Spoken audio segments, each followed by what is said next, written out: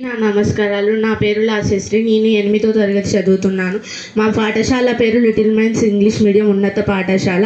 ఈరోజు నేను చెప్పబోయేది హోలీ పండుగ. హోలీ పండుగని వసంత పంచమి అని కూడా పిలుస్తారు.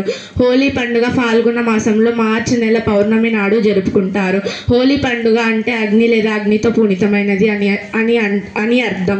హోలీ పండుగను 2 రోజుల పాటు జరుపుకుంటారు. హోలీ పండుగ తెలుగు రాష్ట్రాల్లో ఎంతో ఘనంగా జరుపుకుంటారు. మొదటి రోజు కాముని దహనం లేదా హిరణ్యకశిపుడి చెల్లెలు హోలిక దహనంగా చెప్పుకుంటారు. కాముని దహనం గల కారణం పార్వతీదేవి శివుని కళ్యాణం మరుసటి రోజు శివుడు కైలాసానికి వెళ్ళి శివతాండం జరుగుతున్న సమయంలో కాముడు తన పూలబాణాన్ని విసరగా శివుడికి తలగగా శివతాండానికి భంగం కలిగించిందని శివుడు తన 3వ కంటితో కాముడిని దహనం చేశాడు.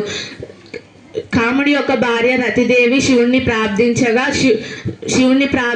శివుడు కాముడికి పునర్జన్మ ప్రార్థిస్తాడు. అందుకే హోలీ ముందు రోజు కాముని యొక్క దహనం జరుపుకుంటారు. మరుసటి రోజు చిన్న పెద్ద తేడా లేకుండా అందరూ రంగులు పూసుకుంటారు. అందరికీ హోలీ పండుగ శుభాకాంక్షలు. ధన్యవాదాలు.